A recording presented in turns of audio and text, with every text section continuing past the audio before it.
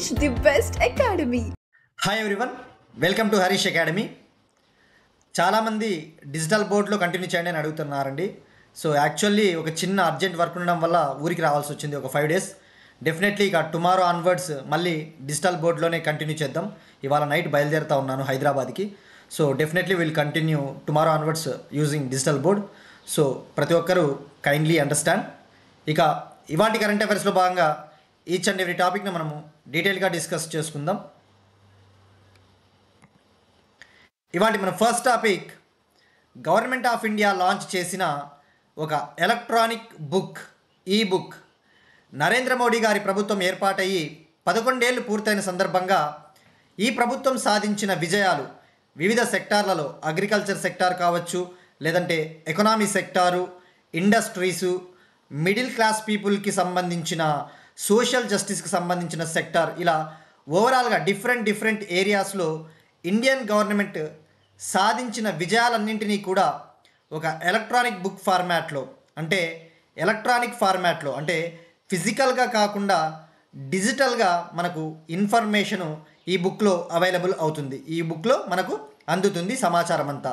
So ఈ book పేరు మనము ఎగ్జామ్ పాయింట్ ఆఫ్ వ్యూలో తప్పకుండా తెలుసుకోవాలి. ఈ బుక్ నేమ్ వచ్చేసి ఇక్కడ చూస్తున్నట్టు వికసిత్ భారత్ కా అమృత్ కాల్, సేవా, సుశాసన్, గరీబ్ కళ్యాణ్ కే 11 సాల్. సాల్ అంటే సంవత్సరం. 11 ఏళ్ళు అయింది కాబట్టి గవర్నమెంట్ ఏర్పాటయ్యి సాధించిన విజయాలన్నింటినీ కూడా ఈ బుక్లో, ఈ ఎలక్ట్రానిక్ బుక్లో పొందుపరచడం జరిగింది. ఇక ఇక్కడ మనం ఫోకస్ చేయాల్సింది అమృత్ కాల్ అంటే మనకు 2047 పీరియడ్ వరకు మనం టార్గెట్ పెట్టుకున్నాం కదా. వికసిత్ భారత్ 2047 టార్గెట్, ఈ పీరియడ్ని అమృత్ కాల్గా అభివర్ణిస్తారు. సో ఎగ్జామ్ పాయింట్ ఆఫ్ వ్యూలో తప్పకుండా ఈ బుక్ నేము డైరెక్ట్గా గుర్తుంచుకోవాలి. ఇక ఈ చాప్టర్లో ముఖ్యంగా ఈ బుక్లో, ఈ ఎలక్ట్రానిక్ బుక్లో 14 చాప్టర్స్ ఉన్నాయి. 14 చాప్టర్స్. ఇందులో ఫస్ట్ చాప్టర్ వచ్చేసి పాలిటిక్స్ ఆఫ్ డెవలప్మెంట్, అంటే అభివృద్ధికి సంబంధించిన రాజకీయాలు.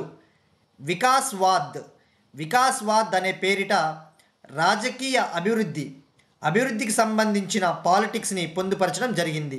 సో ఇక్కడ గుర్తుపెట్టుకోవాల్సింది 14 చాప్టర్స్ అని గుర్తుపెట్టుకోవాలి. ఇక డెఫినెట్లీ మనము రేపు డిజిటల్ బోర్డులో కంటిన్యూ చేయబోతా ఉన్నాం కాబట్టి డెఫినెట్లీ ఒక 5 to 10 minutes అసలు ఈ 11 yearsలో ఇండియన్ గవర్నమెంట్ సాధించిన విజయాలు, అగ్రికల్చర్ సెక్టార్ కావచ్చు, ఎకానమీ, ఈ సెక్టార్లో సాధించిన విజయాలు మనకి స్టాటిక్ పాయింట్ ఆఫ్ వ్యూలో హెల్ప్ అవుతాయి, అలానే కరెంట్ అఫైర్స్ పాయింట్ ఆఫ్ వ్యూలో హెల్ప్ అవుతాయి. కాబట్టి తప్పకుండా రేపు డిజిటల్ బోర్డులో ఎఫెక్టివ్గా ఒక 5 to 10 minutes స్పెషల్ సెషన్ మనము డిస్కస్ చేసుకుందాం. ప్రస్తుతానికి ఫర్ ద టైం బీయింగ్ ఈ బుక్ నేమ్ గుర్తుపెట్టుకుంటే సరిపోతుంది. Next one, 4th India central Asia dialogue. ఇది ఇంటర్నేషనల్ రిలేషన్స్కి సంబంధించి భారతదేశము మరియు సెంట్రల్ ఏషియా దేశాల మధ్య రిలేషన్స్ను ఇంప్రూవ్ చేయడం కోసము, మెరుగుపరచడం కోసము 4వ ఇండియా సెంట్రల్ ఏషియా డైలాగు న్యూఢిల్లీలో నిన్న జరిగింది. దీనికి ఎక్స్టర్నల్ అఫైర్స్ మినిస్టర్, విదేశాంగ మంత్రిత్వ శాఖకు సంబంధించిన మంత్రి డాక్టర్ జైశంకర్ గారు అధ్యక్షతన వహించారు. ఈ మీటింగ్లో భాగంగా పలు కీలకమైన నిర్ణయాలు తీసుకోవడం జరిగింది. అందులో ముఖ్యమైనది రేర్ ఎర్త్ మినరల్స్కి సంబంధించి, అంటే అరుదైన భూమిలో దొరికే అరుదైన ఖనిజాలు మరియు క్రిటికల్ మినరల్స్, కీలకమైన ఖనిజాలకు సంబంధించి వాటిని ఎక్స్ప్లోర్ చేయాలి, వాటిని అన్వేషించి వెలికి తీయాలి. ఇవి భారతదేశానికి మరియు సెంట్రల్ ఏషియా కంట్రీస్కి చాలా ఉపయోగపడతాయని చెప్పేసి ఒక నిర్ణయం తీసుకున్నారు. ఇక critical minerals, rare earth minerals విషయానికి వస్తే మనం గతంలో కూడా డిస్కస్ చేసుకున్నాం. ఇవి ఎలక్ట్రానిక్ సెక్టార్లలో, హైబ్రిడ్ వెహికల్స్, ఎలక్ట్రిక్ వెహికల్స్లలో వాడే ఎలిమెంట్స్ మనం డిస్కస్ చేసుకున్నాం కదా. 17 ల్యాంథనాయిడ్ సిరీస్, మరియు అవి కాకుండా మిగతా ఎలిమెంట్స్ లైక్ క్రోమియము, మ్యాంగనీసు, అటువంటివన్నీ కూడా అరుదైన మూలకాలు, కీలకమైన ఖనిజాల కిందకు వస్తాయి. ఇక సెంట్రల్ ఏషియాలో ఈ రేర్ ఎర్త్ మినరల్స్ అనేవి చాలా ఉంటాయి. ఫర్ ఎగ్జాంపుల్ చైనాలో మనం డిస్కస్ చేసుకున్నాం, 90% రేర్ ఎర్త్ మినరల్స్కి సంబంధించిన ప్రాసెసింగ్ చైనాలో జరుగుతూ ఉంది. ఇక భారతదేశము రేర్ ఎర్త్ మినరల్స్లో ప్రపంచంలో 5వ స్థానంలో ఉంది. గుర్తుపెట్టుకోండి, ఇండియా 5th ప్లేస్లో ఉంది ఈ రేర్ ఎర్త్ మినరల్స్ నిల్వల విషయంలో. ఇక సెంట్రల్ ఏషియాలో ఇవి ఎక్కువగా ఉన్నాయి కాబట్టి వీటిని మనము ఉపయోగించుకోవచ్చు అని చెప్పేసి నిర్ణయం తీసుకున్నారు. అయితే ఇక్కడ నిర్ణయం తీసుకున్నది ఇండియా మరియు 5 సెంట్రల్ ఏషియా దేశాలు. మనకి 5 సెంట్రల్ ఏషియా దేశాలు ఏవో తెలుసుకోవాలి. ఈ మీటింగ్కి కజకిస్తాన్, కిర్గిస్తాన్, తజకిస్తాన్, తుర్కమెనిస్తాన్ మరియు ఉజ్బెకిస్తాన్ విదేశాంగ మంత్రులు హాజరయ్యారు. వీళ్ళు నిర్ణయం తీసుకున్నారు. ఇది ఒక నిర్ణయము. మరొకటి వచ్చేసి వాణిజ్యాన్ని పెంపొందించాలి. ఇరు దేశాల మధ్య ఇండియా సెంట్రల్ ఏషియా దేశాల మధ్య వాణిజ్యాన్ని, ట్రేడ్ని పెంపొందించాలి. ముఖ్యంగా డిజిటల్ పేమెంట్స్ని మనము అభివృద్ధి చేయాలని చెప్పేసి ఒక నిర్ణయం తీసుకున్నారు. అలానే ఫారిన్ కరెన్సీలపైన డిపెండ్ అవ్వకోకుండా మన సొంత కరెన్సీలలోనే వాణిజ్యాన్ని మనము అభివృద్ధి చేసుకోవాలని చెప్పేసి నిర్ణయం తీసుకున్నాయి. అలానే ఇంకొక కీలకమైన ప్రాజెక్టు గురించి చర్చించుకున్నారు. International north south transport corridor INSTC. అలానే టెర్రరిజంకి సంబంధించి ఉగ్రవాదాన్ని ఎదుర్కోవాలని చెప్పేసి నిర్ణయం తీసుకున్నారు. మనకి ఇక్కడ ఎగ్జామ్ పాయింట్ ఆఫ్ వ్యూలో మనం ఫోకస్ చేయాల్సింది international north south transport corridor. పేరులోనే ఉంది ట్రాన్స్పోర్ట్, ఇది రవాణా వ్యవస్థ. నార్త్ సౌత్ అని పేరులో ఉంది కాబట్టి ఇది నార్త్ని సౌత్ని కలిపే ఒక రవాణా ప్రాజెక్టు. దీని గురించి మనం ఎగ్జామ్ పాయింట్ ఆఫ్ వ్యూ డీటెయిల్గా తెలుసుకోవాలి. ఒకటి చెప్తున్నాను, ఎందుకంటే నాకున్న ఇన్ఫర్మేషన్, నాకున్న జ్ఞానం ప్రకారం అండి, మనం ఏదైనా ఒకటి చదువుతూ ఉన్నప్పుడు ఇంటర్నేషనల్ ఆర్గనైజేషన్స్ కావచ్చు, లేదంటే ఏవైనా గ్రూపింగ్స్, తప్పకుండా ప్రతిదీ డీటెయిల్గా తెలుసుకోవడం ఉత్తమం. ఇప్పుడు జస్ట్ 4వ ఇండియా సెంట్రల్ ఏషియా డైలాగ్ జరిగింది, న్యూఢిల్లీలో జరిగింది అని అక్కడితో వదిలేస్తే మాత్రము మనం డెఫినెట్లీ ఫెయిల్ అవుతాం. ఎందుకంటే వాడు ఎగ్జామ్ ట్రెండ్స్ అబ్జర్వ్ చేస్తే ప్రతిదీ కూడా స్టేట్మెంట్స్ ఇస్తూ ఉన్నాడు. ఒక G7 కావచ్చు, G20 కావచ్చు, బ్రిక్స్ కావచ్చు, ఏది తీసుకున్నా కూడా ప్రతి పాయింట్ ఐడియా ఉండాలి. ఇప్పుడు ప్రస్తావన వచ్చింది కాబట్టి ఈ మీటింగ్లో international north south transport corridor ప్రత్యేకంగా ప్రస్తావనకు వచ్చింది కాబట్టి మనం తెలుసుకోవాలి. ఏమో వీ నెవర్ నో, మళ్ళీ ఒక 2-3 డేస్ తర్వాత అది సపరేట్ టాపిక్గా వార్తల్లో మళ్ళీ రావచ్చు. సో ప్రతిదీ మనం తెలుసుకోవాలి. సో నాకున్న అవగాహన మేరకు, నాకున్న ఇన్ఫర్మేషన్ మేరకు నేను ఇది చెప్పడం జరుగుతుంది. సో ఇప్పుడు మనము INSTC గురించి తెలుసుకుందాం. INSTC అనేది ఇది ట్రాన్స్పోర్ట్ ప్రాజెక్ట్, అంటే రవాణాను మెరుగుపరచుకోవడం కోసము 2000 సంవత్సరంలో రష్యా, ఇరాన్, ఇండియా కలిసి ఏర్పాటు చేసిన ప్రాజెక్టు. దీన్ని 2000 సంవత్సరంలో ఇక్కడ అబ్జర్వ్ చేస్తే సెయింట్ పీటర్స్బర్గ్, రష్యాలో ఉన్న సెయింట్ పీటర్స్బర్గ్ వద్ద ఏర్పాటు చేశారు, అక్కడ లాంచ్ చేశారు 2000 సంవత్సరంలో. దీని ముఖ్య ఉద్దేశం ఇక్కడ అబ్జర్వ్ చేస్తున్నట్టు ఇమేజ్లో మీరు ఇక్కడ రెడ్ డాటెడ్ లైన్స్ ఉన్నాయి, international north south transport corridor. ఇది ఏం చేస్తుందంటే హిందూ మహాసముద్రాన్ని, ఇక్కడ ఇరాన్ పక్కన ఉన్న ఇక్కడ మనకి ఇక్కడ ఉంది కదా బందర్ అబ్బాస్కి ఇరాన్కి మధ్యన ఒక చిన్న వైట్గా ఉంది, ఇది వాటర్ బాడీ. దీన్నే పర్షియన్ గల్ఫ్ అంటారు. పర్షియన్ గల్ఫ్ మనకి జాగ్రఫీలో వస్తుంది. ఈ హిందూ మహాసముద్రాన్ని, పర్షియన్ గల్ఫ్ని, ఇక్కడ క్యాస్పియన్ మహాసముద్రం ఉంటుంది, ఇరాన్కి పైన క్యాస్పియన్ మహాసముద్రం ఉంటుంది. ఈ క్యాస్పియన్ మహాసముద్రానికి హిందూ మహాసముద్రము, పర్షియన్ గల్ఫ్ ద్వారా కనెక్ట్ చేస్తారు ఇరాన్ ద్వారా. ఇక్కడ ఇమేజ్లో అబ్జర్వ్ చేస్తున్నట్టు ఇలా వెళ్తూ ఉంది ఈ కారిడార్, ఇరాన్ని దాటుకుని ఇలా క్యాస్పియన్ సీని దాటుకుని చివరికి మాస్కో, సెయింట్ పీటర్స్బర్గ్ వరకు పోతూ ఉంది. అలానే ఫర్దర్గా యూరోప్ ప్రాంతాన్ని కూడా, నార్త్ యూరప్ ప్రాంతాన్ని కూడా కనెక్ట్ చేయడం జరుగుతుంది. ఇది INSTC గురించి. మరి మనం తెలుసుకోవాల్సింది ఎగ్జామ్ పాయింట్ ఆఫ్ వ్యూలో, ఇటీవల పర్షియన్ గల్ఫ్ వార్తల్లో ఉంది. డొనాల్డ్ ట్రంప్ మేము ఈ పర్షియన్ గల్ఫ్ని అరేబియన్ గల్ఫ్గా పిలుస్తాము ఇక నుంచి అని అంటే ఇరాన్ తీవ్రమైన అభ్యంతరాలు వెలిబుచ్చింది. ఇక INST గురించి ఇంకా డీటెయిల్గా తెలుసుకోవాలి. ముఖ్యంగా UPSC కావచ్చు, గ్రూప్ 2 ఇటువంటి ఎగ్జామ్స్కి అడుగుతారు. INSTC 2000 సంవత్సరంలో ఏర్పాటైందని తెలుసుకున్నాం. మరి ఇందులో ఏ కంట్రీస్ ఉన్నాయో తెలుసుకోవాలి. ఇందులో కంట్రీస్ వచ్చేసి ఇది 7,200 కిలోమీటర్ల మల్టీ మోడల్ ట్రాన్స్పోర్టేషన్ రూట్ ఇక్కడ 2000 సంవత్సరంలో ఏర్పాటు చేశామని చెప్పేసి తెలుసుకున్నాం. ఇక్కడ అబ్జర్వ్ చేస్తే ఇప్పుడు ఓవరాల్గా 13 దేశాలు ఉన్నాయి. ఫౌండింగ్ కంట్రీస్ వ్యవస్థాపక దేశాలు ఇండియా, రష్యా, ఇరాన్తో పాటు Azerbaijan, Armenia, Kazakhstan, Kyrgyzstan, Tajikistan, Turkey, Ukraine, Belarus, Oman మరియు సిరియా దేశాలు ఉన్నాయి. ఇక బల్గేరియా కంట్రీ వచ్చేసి అబ్జర్వర్ స్టేట్గా ఉంది. గుర్తుపెట్టుకోండి, అబ్జర్వర్ స్టేట్ అంటే ఇది ఫుల్ టైం మెంబర్ కాదు. సో ప్రతి పాయింట్ ఇంపార్టెంట్ ఇందులో మనకి. ఇది ఐఎన్ఎస్టీసీకి సంబంధించిన కంప్లీట్ ఇన్ఫర్మేషన్. ఇది ఓవరాల్గా ఇండియా సెంట్రల్ ఏషియాకి సంబంధించి. ఇక ఆల్రెడీ రేర్ ఎర్త్ మినరల్స్కి సంబంధించి ఈ రేర్ ఎర్త్ మినరల్స్ని ఎక్స్ప్లోర్ చేయాలి, అన్వేషించాలని చెప్పేసి గత సంవత్సరం సెప్టెంబర్లో న్యూఢిల్లీలో మొదటి భారతదేశము మరియు central Asia rare earth minerals dialogue న్యూఢిల్లీలో జరిగింది. ఆ విషయం గుర్తుపెట్టుకోండి.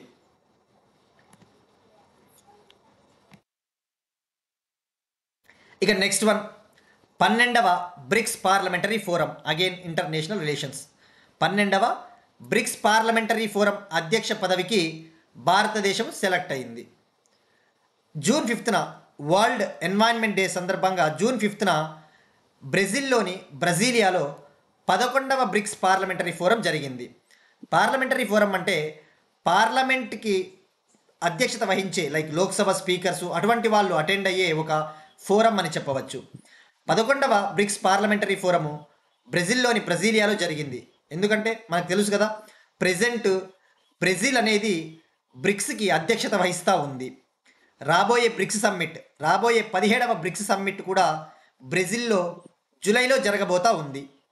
ఇక ఇప్పుడు ఈ 12వ బ్రిక్స్ పార్లమెంటరీ ఫోరం అధ్యక్ష పదవికి భారతదేశం నుంచి భారత ప్రతినిధిగా లోక్సభ స్పీకర్ ఓం బిర్లా గారు సెలెక్ట్ అయ్యారు. ఇది మనకి స్టాటిక్ పాయింట్ ఆఫ్ వ్యూలో. ఇక ఇంకొద్దిగా డెప్త్గా బ్రిక్స్ అంటే Brazil, Russia, India, China, south Africa ఇవి వ్యవస్థాపక దేశాలు. ఇక ఇరాన్ ఉంది, యుఏఈ, ఈజిప్ట్, ఇథియోపియా, ఇండోనేషియా ఈ 5 దేశాలు ప్లస్ ఈ బ్రిక్స్ కంట్రీస్ మొత్తం ఓవరాల్గా 10 దేశాలు ఉన్నాయి. మరి ఇక్కడ మనం ఫోకస్ చేయాల్సింది ఇరాను, యుఏఈ, ఈజిప్టు, ఇథియోపియా ఎప్పుడు బ్రిక్స్లో జాయిన్ అయ్యాయి అంటే 16వ బ్రిక్స్ సమ్మిట్ రష్యాలోని కజాన్ పట్టణంలో జరిగింది. అప్పుడు అఫీషియల్గా Iran, UAE, Egypt, Ethiopia join అయ్యాయి. ఇండోనేషియా రీసెంట్గా జాయిన్ అయ్యింది. ఆ విషయం గుర్తుపెట్టుకోండి. ఇక మనము తెలుసుకోవాల్సింది 17వ బ్రిక్స్ సమ్మిట్కి సంబంధించి థీమ్ ఏంటిదో కూడా తెలుసుకోవాలి. 17వ బ్రిక్స్ సమ్మిట్ బ్రెజిల్ జరగబోతా ఉంది. బ్రెజిల్ థీమ్ వచ్చేసి strengthening global south cooperation for more inclusive and sustainable governance. ఈ థీమ్ యాజ్ ఇట్ ఈస్ గుర్తుపెట్టుకోండి.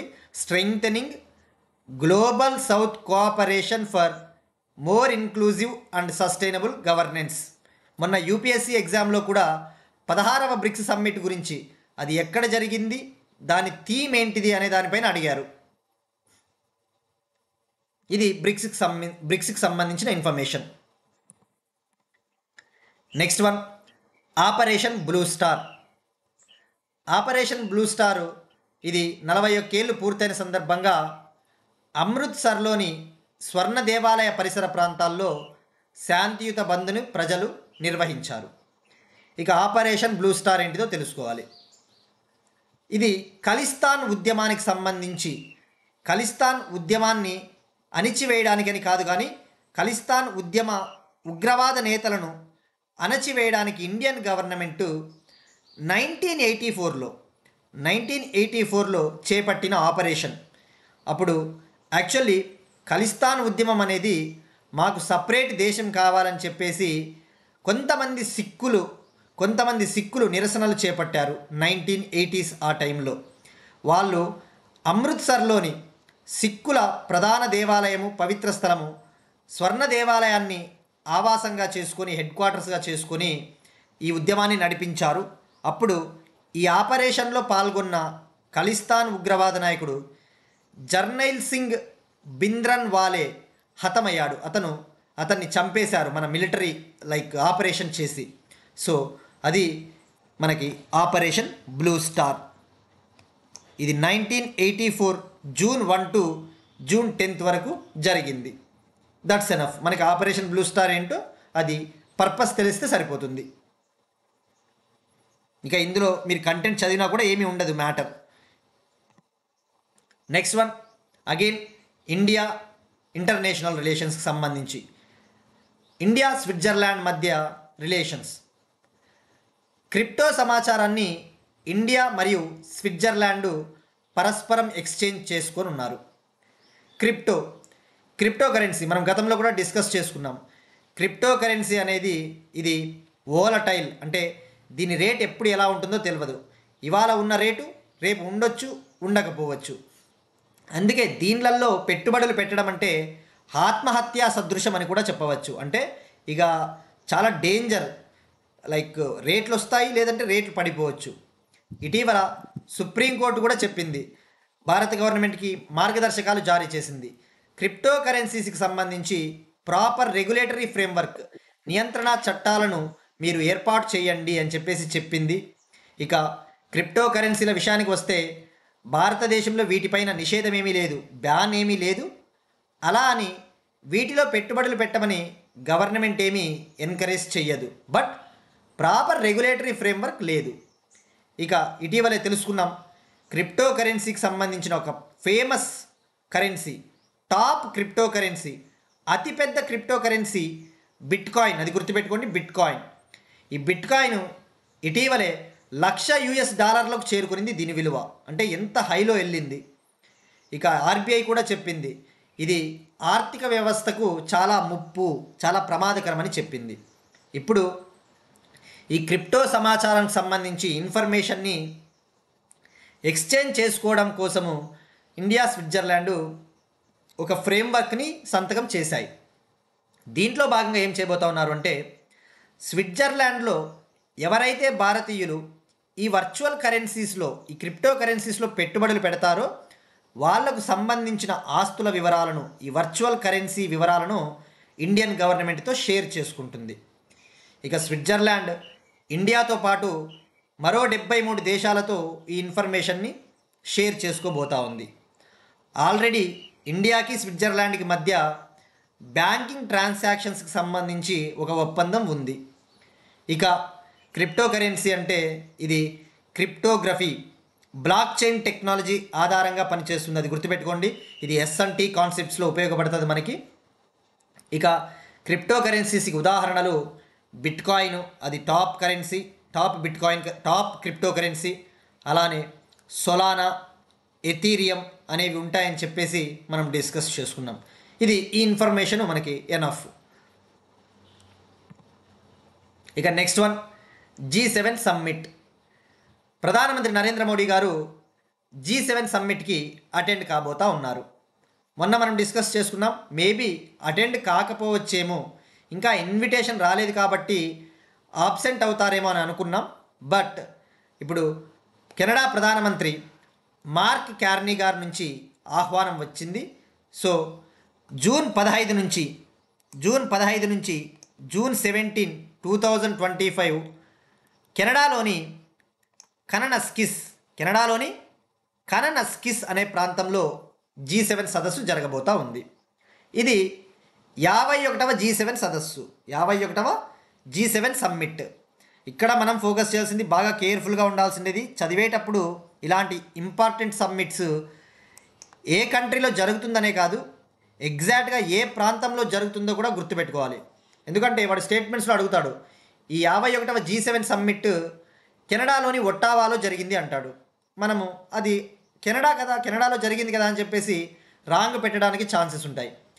ఒట్టావా అనేది కెనడా క్యాపిటల్, బట్ కననస్కిస్ అనేది మరొక సిటీ. సో అట్లా గుర్తుపెట్టుకోండి. ఇక 50వ G7 summit, 58th G7 summit last year ఇటలీలో జరిగింది. అది మనం ఆల్రెడీ డిస్కస్ చేసుకున్నాం. ఇక G7 విషయానికి వస్తే, ఇది ప్రపంచంలోనే 7 అతిపెద్ద ఆర్థిక వ్యవస్థలు కలిగిన దేశాల కూటమి అని చెప్పవచ్చు. ఇందులో France, Germany, Italy, UK, Japan, US, Canada ఉంటాయి. వీటి ప్రాముఖ్యత వచ్చేసి ప్రపంచ ఎకానమీలో 40% వాటా G7 కలిగి ఉంది. ప్రపంచ జనాభాలో 10% దీని వాటా. ఇది 1975లో ఏర్పాటైంది G7. ప్రతి సంవత్సరం కూడా G7 మీటింగులు జరుగుతాయి. అయితే దీనికి పర్మనెంట్ సెక్రటరేట్ లేదు, అది గుర్తుపెట్టుకోండి. శాశ్వత కార్యాలయము దీనికి లేదు. ఇది ఒక ఇన్ఫార్మల్ గ్రూపింగ్ అని చెప్పవచ్చు. ప్రెసిడెన్సీ అనేది, ఇది అధ్యక్ష పదవి అనేది రొటేషన్ బేసిస్, ఒక ఇయర్ ఒక దేశము, ఇంకో ఇయర్ ఇంకో దేశము, అలా రొటేట్ అవుతుంది. అది గుర్తుపెట్టుకోండి. ఇలాంటివి యూపీఎస్సీ లాంటి ఎగ్జామ్స్లో డెఫినెట్లీ అడుగుతాడు, G7, G20 అటువంటివి. ఇక మనము యూరోపియన్ యూనియన్ అనేది ఇందులో సభ్య దేశం కాదు, గుర్తుపెట్టుకోండి. యూరోపియన్ యూనియన్ ఇందులో సభ్య దేశము కాదు, సభ్యత్వం లేదు దీనికి. బట్ స్టిల్ యూరోపియన్ యూనియన్ దీని సమావేశాలకి అటెండ్ అవుతూ ఉంటుంది. ఇది G7 సమ్మిట్కి సంబంధించిన ఇన్ఫర్మేషన్. ఇక కెనడా అంటే మనకి గుర్తు రావాల్సింది, ఇటీవల వైల్డ్ ఫైర్స్, అటవీ కార్చిచ్చులు కొన్ని రోజుల కిందట చెలరేగాయి. ముఖ్యంగా కెనడాలోని మరితోబా ప్రాంతము, ఒంటారియో ప్రాంతంలో అటవీ కార్చిచ్చులు నమోదయ్యాయి. మనకి చెప్పలేం, ఎగ్జామ్లో ఇలా కూడా అడగవచ్చు. ఇటీవల ఈ దేశంలో అటవీ కార్చిచ్చులు నమోదయ్యి, మ్యాచ్ ద ఫాలోయింగ్ ఇస్తాడు. Canada, మరితోబా, Ontario. అమెరికా కరోలినా ప్రాంతంలో కార్చిచ్చులు నమోదయ్యాయి. అలా అడగవచ్చు. మనకి ఎక్కడ అటవీ కార్చిచ్చులు వస్తున్నాయో, మనకి ఎగ్జామ్ పాయింట్ ఆఫ్ వ్యూలో అటవీ కార్చిచ్చుల్లో ఎంతమంది చనిపోయారు, ఎంత బయోడైవర్సిటీ అనే దానికంటే కూడా ఏ ప్రాంతంలో పర్టికులర్గా ఆ దేశంలోని ఏ ప్రాంతంలో నమోదవుతా ఉన్నాయో మనము అలర్ట్గా ఉండాలి. We should be keen. Next one, Bharatiya Bhasha Anubhag. Home minister Amit Shah గారు నిన్న న్యూఢిల్లీలో భారతీయ భాషా అనుబాగ్ లేదా ఇండియన్ లాంగ్వేజెస్ సెక్షన్ అనే విభాగాన్ని లాంచ్ చేశారు. పేరులోనే ఉంది భారతీయ భాష అంటే పరిపాలనలో, మన గవర్నెన్స్లో భారతీయ భాషలను, ఫారిన్ లాంగ్వేజ్లు కాకుండా, ఇంగ్లీషు అటువంటి విదేశీ భాషలు కాకుండా భారతీయ భాషలను ప్రమోట్ చేయాలి, భారతీయ భాషలను ప్రోత్సహించాలి అని చెప్పేసి ముఖ్యంగా గవర్నమెంట్ ఆఫ్ ఇండియాకి సంబంధించిన వర్క్స్లో, డాక్యుమెంట్స్లో ఇండియన్ లాంగ్వేజెస్ని ప్రోత్సహించాలని చెప్పేసి ఈ భారతీయ భాష అనువాగ్ని ప్రారంభించడం జరిగింది. ఇక ఇటీవల ఆర్బీఐ కూడా హిందీలో బుక్స్ని రాయడం కోసం, ఎకానమీకి సంబంధించిన బుక్స్ని, డాక్యుమెంట్స్ని రాయడం కోసము ఆర్బీఐ ఒక స్కీమ్ లాంచ్ చేసింది హిందీలో రాయడం కోసం. నెక్స్ట్ వన్, అగైన్ ఇంటర్నేషనల్ రిలేషన్కి సంబంధించి ఇండియా, ఇటలీ మధ్య కుదిరిన ఒక ఒప్పందం, 2 ఒప్పందాలకు సంబంధించి. Indian commerce and industry minister Piyush Goyal గారు 2 రోజుల పర్యటన కోసం ఇటలీకి వెళ్ళారు. అక్కడ ఇరు దేశాల మధ్య వ్యవసాయ రంగానికి సంబంధించి, ఎనర్జీ సెక్టార్, రెన్యూబుల్ ఎనర్జీ సెక్టార్కి సంబంధించి, ఫుడ్ ప్యాకేజింగ్ టెక్నాలజీకి సంబంధించి 2 ఒప్పందాలు కుదిరాయి. మనకి దట్స్ ఎనఫ్. ఎందుకంటే మనకి పర్యటనలు చేస్తూ ఉంటారు కాబట్టి మంత్రులు ఏం ఒప్పందాలు కుదిరాయో తెలుసుకోవాలి. ఇప్పుడు ఒక క్వశ్చన్ చూద్దాం. ఇది 2025 ఫిబ్రవరి ఆ టైంలో వచ్చిన ఇంపార్టెంట్ కరెంట్ అఫైర్. ఎందుకంటే ఈ మధ్యన స్మారక నాణ్యాలు, ఒకరి స్మారకార్థం నాణ్యాలను విడుదల చేయడము ఎక్కువగా చూస్తూ ఉన్నాం. ఇటీవలే అహిల్యాబాయ్ హోల్కర్, ప్రధానమంత్రి నరేంద్ర మోడీ గారు అహిల్యాబాయ్ హోల్కర్ గారి పేరిట ఆమె ముఖచిత్రం కలిగిన 300 రూపాయల నాణ్యాన్ని ఆమె 300వ జయంతి సందర్భంగా మధ్యప్రదేశ్లో లాంచ్ చేశారు. 300 రూపాయల నాణ్యం. అది భారతదేశంలోనే మొట్టమొదటి 300 రూపీస్ కాయిన్. సో ఈ కాంటెక్స్ట్లో ఈ 100 రూపాయల స్మారక నాణ్యం గురించి, ఏ ప్రముఖ భారతీయ గాయకుడి 100వ జయంతి సందర్భంగా భారత ప్రభుత్వం 100 రూపాయల స్మారక నాణ్యం విడుదల చేసింది? Option A singer Kishore Kumar, option B Lata Mangeshkar, option C Mohammed Rafi, option D Mukesh. So ఈ కాయిన్స్ గురించి ఇన్ఫర్మేషన్ కాబట్టి డెఫినెట్లీ దీనికి ట్రై చేయండి ఆన్సరు. ఇక నిన్నటి క్వశ్చన్ విషయానికి వస్తే మనం అడిగినది మొదటి బిమ్స్టెక్ యూత్ సమ్మిట్ ఎక్కడ జరిగింది? మొదటి బిమ్స్టెక్ యూత్ సమ్మిట్ భారతదేశంలోని గాంధీనగర్లో జరిగింది. భారతదేశంలోని గుజరాత్ రాష్ట్రం గాంధీనగర్. దీనిని ministry of youth affairs and sports, యువజన క్రీడా వ్యవహారాల మంత్రిత్వ శాఖ మరియు విదేశాంగ వ్యవహారాల మంత్రిత్వ శాఖ మరియు confederation of Indian industry CII ఫిబ్రవరి 7 నుంచి 11 వరకు నిర్వహించింది. ఇక థీమ్ వచ్చేసి youth as a bridge for intra BIMSTEC exchange. Youth as a bridge for intra BIMSTEC exchange అంటే మనకి యువత అనేది బిమ్స్టెక్కి ఒక వారధిలాగా పనిచేస్తుంది అని చెప్పేసి. నెక్స్ట్ వన్, హెల్త్ సెక్టార్కి సంబంధించి ఆయుష్మాన్ భారత్ ప్రధానమంత్రి జన్ ఆరోగ్య యోజనకు సంబంధించి ఒక కీలకమైన అప్డేట్ను సెంట్రల్ గవర్నమెంట్ యాడ్ చేసింది. జనరల్గా ఆయుష్మాన్ భారత్ ప్రధానమంత్రి జన్ ఆరోగ్య యోజన కింద హెల్త్ ఇన్సూరెన్స్ ఇవ్వడం జరుగుతుంది. ప్రతి ఫ్యామిలీకి సంవత్సరానికి 5 లక్షల హెల్త్ ఇన్సూరెన్స్ ఇవ్వడం జరుగుతుంది.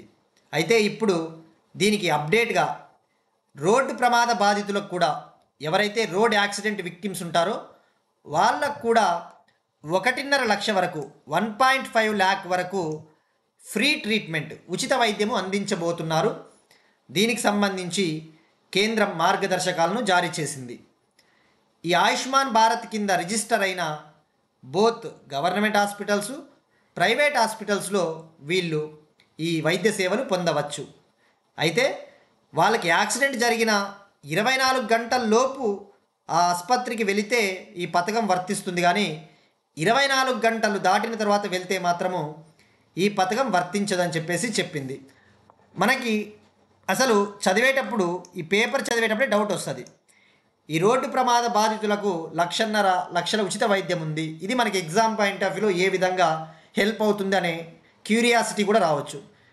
ఇప్పుడు ఈ ఆయుష్మాన్ భారత్ అయినా, హెల్త్ సెక్టార్కి సంబంధించిన, ఎడ్యుకేషన్ సెక్టార్కి సంబంధించిన ఏ స్కీమ్ అయినా కూడా ఇవి కంటిన్యూస్ అని చెప్పవచ్చు. ఇవి 2010లో లాంచ్ చేయని కంటిన్యూస్గా వార్తల్లో ఉంటాయి. ఫర్ ఎగ్జాంపుల్ సమగ్ర శిక్ష అభియాన్ ఉంది ఎడ్యుకేషన్ సెక్టార్కి సంబంధించి. ఇటీవల Tamil Nadu chief minister M K Stalin గారు నీతి ఆయోగ్ గవర్నింగ్ కౌన్సిల్ సమావేశం జరిగింది కదా, అక్కడ అడిగాడు ఈ సమగ్ర శిక్ష అభియాన్ కింద మాకు ఫండ్స్ రిలీజ్ చేయండి ఎడ్యుకేషన్ కోసమని అడిగారు. ఏమో రేపు పొద్దున్న దానికి సంబంధించే ఒక బిట్ ఫ్రేమ్ చేయవచ్చు ఎగ్జామినర్. సో మనకు తెలియదు కాబట్టి మనము ఛాన్స్ తీసుకోవద్దని నా సైడ్ నుంచి ఎటువంటి మిస్టేక్ లేకుండా చెప్పడం జరుగుతూ ఉంది. ఇక స్టేట్మెంట్స్లో కూడా అడగవచ్చు. ఇటీవల ఈ ఆయుష్మాన్ భారత్ ప్రధానమంత్రి జన్ ఆరోగ్య యోజన కింద రోడ్డు ప్రమాద బాధితులకు 2 లక్షల ఉచిత వైద్యము యాడ్ చేశారు అంటాడు. మనకి రాంగ్ అవుతుంది కదా, 1.5 lakh అని గుర్తుపెట్టుకోవాలి, అది స్టాటిక్. ఇక అనలిటికల్గా చూస్తే ఇప్పుడు ఈ స్కీమ్ గురించి తెలుసుకోవాలి. పూర్వాపరాలు. దీన్ని ప్రధానమంత్రి నరేంద్ర మోడీ గారు సెప్టెంబర్ 23, 2018లో జార్ఖండ్లోని రాంచీలో లాంచ్ చేశారు. దీని ప్రధాన ఉద్దేశము నేషనల్ హెల్త్ పాలసీ 2017, జాతీయ ఆరోగ్య పాలసీ 2017 కింద ప్రతి ఒక్కరికి యూనివర్సల్ హెల్త్ కవరేజ్ని అందించాలి అనేది దీని ముఖ్య ఉద్దేశం. నేషనల్ హెల్త్ పాలసీ 2017 రికమెండ్ చేస్తేనే ఈ పథకాన్ని తీసుకొని వచ్చింది గవర్నమెంట్. ఇక ఈ పథకం కింద సోషియో ఎకనామిక్ క్యాస్ట్ సెన్సస్ 2011 నిర్ధారించిన ఫ్యామిలీస్, ఎవరైతే ఆర్థికంగా వెనుకబడి ఉంటారో సుమారుగా 12 కోట్ల కుటుంబాలకు ఈ పథకం ద్వారా లబ్ధి చేకూరబోతూ ఉంది.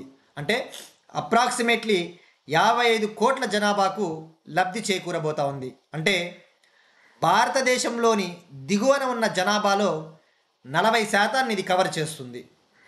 ఇంకోటి, ఫ్యామిలీ సైజు పైన రెస్ట్రిక్షన్స్ లేవు. అంటే కుటుంబంలో ఇంతమందే ఉండాలనే నిబంధన ఏమీ లేదు. అయితే గుర్తుపెట్టుకోవాల్సింది సంవత్సరానికి 5 లక్షలు పర్ ఫ్యామిలీ అనేది కీలకమైన పాయింట్, అది గుర్తుపెట్టుకోవాలి. ఇక ఈ పథకం కింద గవర్నమెంట్ హాస్పిటల్స్ కవర్ అవుతాయి, ప్రైవేట్ హాస్పిటల్స్ కూడా కొన్ని కవర్ అవుతాయి. అది స్టేట్మెంట్స్లో అడగవచ్చు.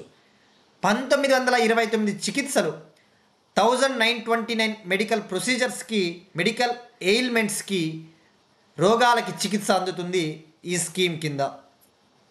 ఇది ఇంకొకటి, ఈ హెల్త్ ఇన్సూరెన్స్ అనేది సెకండరీ మరియు టెర్షియరీ కేర్ హాస్పిటలైజేషన్కే అందుతుంది. అంటే ప్రాథమిక ఆరోగ్య కేంద్రాలకు సంబంధించిన చికిత్సలు కాదు, secondary care district hospitals, tertiary care అత్యున్నతమైన హాస్పిటల్స్లలో అటువంటి వ్యాధులకు, అటువంటి రోగాలకు మాత్రమే 5 లక్షల హెల్త్ ఇన్సూరెన్స్ అందిస్తారు. ఇది ప్రపంచంలోనే అతిపెద్ద హెల్త్ ఇన్సూరెన్స్ స్కీమ్ అని కూడా చెప్పవచ్చు, పిఎంజేఏవై. ఇటీవల ఢిల్లీ కూడా 35వ రాష్ట్రము లేదా యూటీగా జాయిన్ అయిందని కూడా తెలుసుకున్నాం. ఇక దీని కింద ఆయుష్మాన్ భారత్ వయోవందన కార్డ్స్ కూడా, ముసలి వాళ్లకు హెల్త్ కార్డ్స్ కూడా ఇవ్వడం జరుగుతుంది.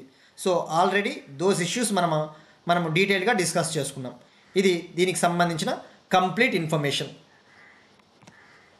నెక్స్ట్ వన్, ఆంధ్రప్రదేశ్కి సంబంధించి ఏపీ గవర్నమెంటు 10,000 మంది విద్యార్థులకు కృత్రిమ మేధస్సులో, ఏఐ రంగంలో స్కిల్లింగ్, నైపుణ్య శిక్షణ ఇవ్వడం కోసము ఎన్విడియా అనే సంస్థతో ఒక ఎంఓయు ఒప్పందం కుదుర్చుకున్నారు. నెక్స్ట్ వన్, బయోడైవర్సిటీ, ఫిషింగ్ క్యాట్కి సంబంధించి. ఈ ఫిషింగ్ క్యాట్ అంటే ఇక్కడ ఇమేజ్లో చూస్తున్నట్టు ఇక్కడ చూస్తాను, ఇలా ఉంటుంది ఫిషింగ్ క్యాటు. ఇది ముఖ్యంగా చిత్తడి నేలల్లో, మడ అడవులు, చిత్తడి నేలలు, మ్యాంగ్రూవ్స్, వెట్లాండ్స్లో ఉంటుంది. అక్కడ ఫాస్ట్గా కదులుతూ చేపలను ఆహారంగా తీసుకుంటుంది, వేటాడుతుంది అన్నమాట, చిన్న చిన్న చేపలను. సో ఇప్పుడు ఇవి ఎక్కువగా కొరింగా వైల్డ్ లైఫ్ శాంక్చురీ, ఆంధ్రప్రదేశ్లోని కాకినాడ జిల్లా పరిధిలో ఉన్న కొరింగా వైల్డ్ లైఫ్ శాంక్చురీలో ఇవి ఎక్కువగా కనబడుతూ ఉంటాయి. ఇక సౌత్ ఈస్ట్ ఏషియా ప్రాంతంలో కూడా ఇవి కనబడుతూ ఉంటాయి. ఇప్పుడు వీటి జనాభా, వీటిని గణన చేయడానికి, వీటిని లెక్కించడానికి ఇవి అసలు ఎలా కదులుతూ ఉన్నాయి, ఆ ప్రాంతంలో ఇవి ఎలా కదులుతూ ఉన్నాయి, ఏం ఆహారం తీసుకుంటా ఉన్నాయి, ఎక్కడ ఇవి పిల్లల్ని కంటా ఉన్నాయని చెప్పేసి తెలుసుకోవడం కోసము భారతదేశంలోనే తొలిసారిగా రేడియో కాలర్ రింగ్ ప్రాజెక్టుని చేపట్టబోతూ ఉన్నారు. రేడియో కాలర్ రింగ్ అంటే ఇక్కడ ఇమేజ్లో చూస్తున్నట్టు ఇది రేడియో ఫ్రీక్వెన్సీ ఐడెంటిఫికేషన్ ఆధారిత ట్యాగ్ను ఈ క్యాట్కి అమరుస్తారు. ఇది ఎక్కడికి కదిలినా కూడా మనము మొబైల్లో, ఆ వైల్డ్ లైఫ్ ఎక్స్పర్ట్స్ మొబైల్లో ట్రాక్ చేయవచ్చు. ఇక చెట్లకు ట్రాప్ కెమెరాలను కూడా అమరుస్తారు వాటిని పరిశీలించడానికి. ఇక దీన్ని wild life institute of India Dehradun మరియు ఆంధ్రప్రదేశ్ అటవీ ఫారెస్ట్ శాఖ, అటవీ డిపార్ట్మెంటు ఈ ప్రాజెక్టుని చేపడతా ఉంది. ఇవి 2018లో 115 ఫిషింగ్ క్యాట్లుంటే ఇప్పుడు 2025లో ఎన్నున్నాయో తెలుసుకోవాలి అని చెప్పేసి ఈ ప్రాజెక్ట్ చేపడతా ఉన్నారు. మనకి ఎగ్జామ్ పాయింట్ ఆఫ్ వ్యూలో, బయోడైవర్సిటీ పాయింట్ ఆఫ్ వ్యూలో తెలుసుకోవాల్సింది దీని శాస్త్రీయ నామం వచ్చేసి ప్రియోనైలురస్ వివెరినస్ దీని సైంటిఫిక్ నేమ్. ఇక ఐయుసిఎన్ హోదా వచ్చేసి వల్నరబుల్ అంటే ఇది దుర్బలమైన స్థితిలో ఉంది. ఇక నెక్స్ట్ వన్, ఇంటర్నెట్ సర్వీసెస్కి సంబంధించి శాటిలైట్ ఇంటర్నెట్ సేవలు. దేశీయంగా శాటిలైట్ ఇంటర్నెట్ సేవలను అందించడానికి ఎలాన్ మస్క్కు చెందిన స్టార్లింక్ కంపెనీకి టెలికాం మంత్రిత్వ శాఖ, టెలికాం విభాగం, డిపార్ట్మెంట్ ఆఫ్ టెలికమ్యూనికేషను లైసెన్స్ మంజూరు చేసింది. ఇక స్టార్లింక్ సేవలు అంటే ఏంటో తెలుసుకోవాలి. మనం గతంలో కూడా డిస్కస్ చేసుకున్నాం. అమెజాన్ సంస్థకు చెందిన అమెజాన్ కూడా ఇప్పుడు క్యూపర్ అనే ప్రాజెక్టు ద్వారా శాటిలైట్ ఆధారిత ఇంటర్నెట్ సేవలను అందించబోతా ఉంది. అలానే సునీల్ మిట్టల్కు చెందిన యూటెల్శాట్ వన్ వెబ్ శాటిలైట్ సేవలు కూడా అందించబోతా ఉన్నారు. ఇప్పుడు తెలుసుకోవాల్సింది స్టార్లింక్. ఈ స్టార్లింక్ సేవలు ఎలా ఉంటాయంటే, వీళ్ళు స్పేస్లో, అంతరిక్షంలో, తక్కువ భూకక్ష పరిధిలో, లో ఎర్త్ ఆర్బిట్లో, అంటే భూమికి 550 కిలోమీటర్ల ఎత్తులో ఉపగ్రహాలను ఏర్పాటు చేస్తారు. ఆ శాటిలైట్ల ద్వారా ఇంటర్నెట్ మనకు అందుతుంది. ఇక మన ఏ మారుమూల ప్రాంతాన ఉన్నా కూడా హై స్పీడ్ ఇంటర్నెట్ వస్తుందని చెప్పవచ్చు. ఇప్పుడు స్టార్లింక్కి 7,000 శాటిలైట్లు ఉన్నాయి. వాటిని భవిష్యత్తులో 40,000 శాటిలైట్లకు పెంచనున్నారు. తద్వారా ఇంకా ఫాస్ట్గా ఇంటర్నెట్ను అందించవచ్చని చెప్పేసి స్టార్లింక్ ఆలోచన. ఇక ఆల్రెడీ ఇటీవలే స్టార్లింక్ బంగ్లాదేశ్లో కూడా సేవలు ఆల్రెడీ స్టార్ట్ చేసిందని కూడా తెలుసుకున్నాం. Satellite internet. ఇక స్పెక్ట్రమ్ కేటాయింపుకు మరికొంత సమయం పడుతుందని చెప్పేసి గవర్నమెంట్ చెప్పింది. ఇక్కడ స్పెక్ట్రమ్ అంటే మనకి ఇలాంటి బేసిక్ డీటెయిల్స్ కూడా ఐడియా ఉండాలి, తెలుసుకోవడం మంచిది. ఎందుకంటే మనకు ఎస్ఎస్సి లాంటి ఎగ్జామ్స్లో అడగవచ్చు ఇవి ఎందుకంటే మనం ఎవరైతే బీటెక్ బ్యాక్గ్రౌండ్ నుంచి వచ్చింటారో ఫైనల్ ఇయర్లో 4th ఇయర్లో, ముఖ్యంగా ఐ థింక్ 4-1 అనుకుంటాను, 4th ఇయర్ ఫస్ట్ సెమిస్టర్లో మనకి శాటిలైట్ కమ్యూనికేషన్ అనే ఒక సపరేట్ సబ్జెక్ట్ ఉంటుంది. అక్కడ స్పెక్ట్రమ్స్ గురించి తెలుసుకుంటారు. కేయూ బ్యాండ్ ఫ్రీక్వెన్సీస్ అని, పౌనఃపున్యం అంటారు కదా, వివిధ రేంజుల్లో పౌనఃపున్యం ఉంటుంది. ఆ స్పెక్ట్రమ్ కేటాయింపులు చాలా కీలకం. సో అవి కూడా ఫోకస్ చేయండి. ఇక నెక్స్ట్ వన్, కొత్త మామిడి రకానికి రక్షణ మంత్రి గారి పేరు. ఉత్తరప్రదేశ్కు చెందిన హార్టికల్చరలిస్ట్, ఉత్తరప్రదేశ్కు చెందిన వ్యవసాయదారుడు, భారతదేశపు మామిడి మనిషిగా, ఇండియన్ మ్యాంగో మ్యాన్, భారతదేశపు మామిడి మనిషిగా ప్రసిద్ధి చెందిన కలీముల్లా ఖాన్ గారు తను పండించిన మామిడి వంగడానికి రాజ్నాథ్ సింగ్ గారి పేరు పెట్టారు. ఆ పేరు వచ్చేసి రాజ్నాథ్ ఆమ్ అంటే మామిడి పండు హిందీలో, రాజ్నాథ్ ఆమ్. మరి దీనికి కారణం వచ్చేసి ఆపరేషన్ సింధూర్లో డిఫెన్స్ మినిస్టర్ చాలా కీలక పాత్ర వ్యవహరించారని చెప్పేసి ఆయన గౌరవార్థము ఈ పేరు పెట్టారు. సో ఇక్కడ గుర్తుపెట్టుకోవాల్సింది, ఈయన మామిడి మనిషి, ఇండియన్ మ్యాంగో మ్యాన్ అంటే కలీముల్లా ఖాన్, ఉత్తరప్రదేశ్ రాష్ట్రము. ఈయన ఉత్తరప్రదేశ్లో ఉద్యానవన సాగు మరియు పండ్ల పెంపకంలో చేసిన కృషికి గతంలో పద్మశ్రీని కూడా అందుకున్నారట. ఇక మనము అబ్జర్వ్ చేస్తే గతంలో కూడా ఈయన ఇప్పుడే కాదు, ఇంతకుముందు ప్రైమ్ మినిస్టర్ నరేంద్ర మోడీ గారి పేరు, హోమ్ మినిస్టర్ అమిత్ షా గారి పేరు, సచిన్ టెండూల్కర్ పేరు, కొంతమంది పేర్లు తను పండించిన మామిడి వంగడాలకి పెట్టాడు. మనకి ఎగ్జామ్ పాయింట్ ఆఫ్ వ్యూలో ఇది ఇంపార్టెంటే. ఇక వాటర్ మ్యాన్ అంటే రాజేంద్ర సింగ్ అని చెప్పేసి కూడా తెలుసుకున్నాం. నెక్స్ట్ వన్, అర్నాలా యుద్ధ నౌక అర్నాలా ఇండియన్ నేవీలో చేరడానికి సిద్ధమైంది. ఈ నెల 18న విశాఖపట్నంలోని నేవల్ డాక్ యార్డులో జరిగే కార్యక్రమంలో భారత నౌకాదళంలోకి చేరనుంది. ఈ ఐఎన్ఎస్ అర్నాలా అంటే ఇది anti submarine warfare shallow water craft. Anti submarine warfare shallow water craft అంటే శత్రు దేశాలకు చెందిన జలాంతర్గాములను నాశనం చేస్తుంది పసిగట్టి. దీనిని నిర్మించినది కోల్కతాకు చెందిన garden reach ship builders and engineers limited, Kolkata.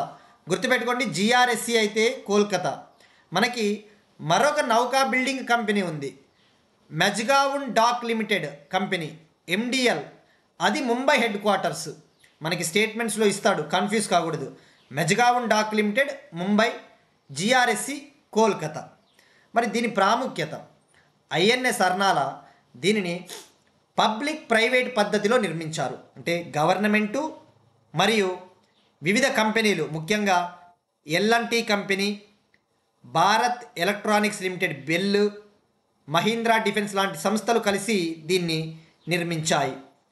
Public private పార్ట్నర్షిప్లో నిర్మించిన, ఆ పద్ధతిలో నిర్మించిన ఫస్ట్ యుద్ధ నౌక అని చెప్పవచ్చు. ఈ యాంటీ సబ్మెరైన్ వార్ఫేర్ సిరీస్లో భాగంగా 16 యుద్ధ నౌకలను నిర్మిస్తున్నారు. అందులో అర్నాల మొదటిది. ఇక అర్నాల అంటే ఇది మహారాష్ట్రలోని కోట పేరు, ఒక ఫోర్ట్ నేమ్. ఆ పేరుని ఈ యుద్ధ నౌకకి పెట్టడం జరిగింది. ఇంకొక ప్రాముఖ్యత వచ్చేసి ఈ అర్నాలాలో 80% పైగా దేశీయ వాటా ఉంది. అంటే 80% స్వదేశీయంగా దీన్ని అభివృద్ధి చేశారు, అది గుర్తుపెట్టుకోండి. నెక్స్ట్ వన్, ఐఐటి గువాహతి శాస్త్రవేత్తలు కరోనా వైరస్ని కొలవడానికి, కోవిడ్-19ని గుర్తించడానికి ఒక మెథడ్ని అభివృద్ధి చేశారు. బంకమట్టి రేణువులు మరియు సాల్ట్ వాటర్, ఉప్పు ద్రావణాన్ని ఉపయోగించి కరోనా వైరస్ ఉందో లేదో, అతనికి సోకిందో లేదో తెలుసుకోవడానికి ఒక టెక్నిక్ అని కనుగొన్నారు. అయితే ఇందులో ఏం చేయబోతా ఉన్నారంటే వాళ్ళు బెంటోనైట్ అనే బంకమట్టిని ఉపయోగిస్తున్నారు. బెంటోనైట్ అనే ఒక బంకమట్టి మొదట రోగి లేదా ఎవరికైతే కరోనా వచ్చిందేమో అనే డౌట్ ఉంటుందో వాళ్ళ నుంచి శాంపిల్స్ తీసుకొని ఉప్పు ద్రావణంలో మిక్స్ చేస్తారు. ఆ ఉప్పు ద్రావణంలోకి ఈ బెంటోనైట్ బంకమట్టి రేణువుల్ని కలుపుతారు. ఒకవేళ కరోనా వైరస్ ఉంది అనుకో, అందులో ఈ బంకమట్టి రేణువులు ఆ వైరస్ని పీల్చుకుంటాయి, తద్వారా ఈజీగా డిటెక్ట్ చేయవచ్చు అని చెప్పేసి వీళ్ళ ప్లాన్. ఇక దీనికి పెద్ద పెద్ద ల్యాబ్ ఎక్విప్మెంట్స్ కూడా అవసరం లేదు, కష్టం కూడా కాదు. ఇప్పుడు మనం చూస్తూ ఉన్నాం, కరోనా వైరస్ని కొలవాలి అంటే, గుర్తించాలి అంటే RTPCR, polymerised chain reaction test, PCR test వాడుతూ ఉన్నాం. ఇప్పుడు ఇది చీప్గా మనం ఈజీగా గుర్తించవచ్చు అని చెప్పేసి చెప్పవచ్చు. నెక్స్ట్ వన్, స్పోర్ట్స్కి సంబంధించి 2026 ఫీఫా ఫుట్బాల్ వరల్డ్ కప్కి జోర్డాన్ మరియు ఉజ్బెకిస్తాన్ దేశము తొలిసారిగా అర్హత సాధించాయి. ఇక్కడ 2026 ఫిఫా వరల్డ్ కప్ 3 దేశాల్లో జరగబోతా ఉంది: అమెరికా, కెనడా, మెక్సికో. ఇప్పుడు జోర్డాను, ఉజ్బెకిస్తాన్ కంట్రీలు ఫస్ట్ టైం క్వాలిఫై అయినాయి ఈ ఈవెంట్కి. మనకి ఎగ్జామ్ పాయింట్ ఆఫ్ వ్యూలో గుర్తుపెట్టుకోవాలి, ఇవి రెండు తొలిసారిగా అర్హత సాధించాయనేసి. ఇప్పటి వరకు 10 జట్లు అర్హత సాధించాయి, ఇంకా పోటీలు జరుగుతూ ఉన్నాయి. ఓవరాల్గా 2026 ఫీఫా ఫుట్బాల్ వరల్డ్ కప్లో 48 జట్లు పాల్గొంటూ ఉన్నాయి. ఈ జోర్డాన్, ఉజ్బెకిస్తాన్తో పాటు సౌత్ కొరియా కూడా క్వాలిఫై అయింది 11వసారి వరుసగా. అయితే చైనా క్వాలిఫై కాలేదు, ఈసారి గుర్తుపెట్టుకోండి, చైనా ఓడిపోయింది, అది మనం గుర్తుపెట్టుకోవాలి. ఇవి ఇవాల్టి కరెంట్ అఫైర్స్. మనం ఒకసారి క్విక్గా రీక్యాప్ చూద్దాం.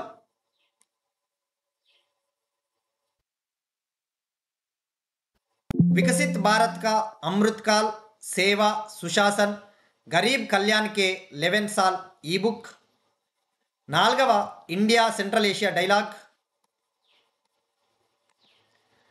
12వ BRICS parliamentary forum,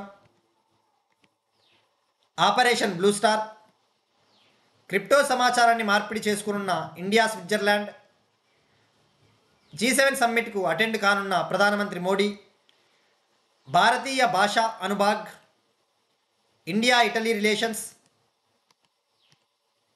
Ayushman Bharat Jan Arogya Yojana, AP government AI నైపుణ్య శిక్షణ, fishing cat census, Starlink internet సేవలు, రాజ్నాథ్ ఆమ్ కొత్త మామిడి రకానికి రక్షణ మంత్రి పేరు, యుద్ధ నౌక Arnala, IIT Guwahati technology, 2026 FIFA football world cup. That's it. These are today's current affairs and we will continue tomorrow using digital board, and thank you everyone.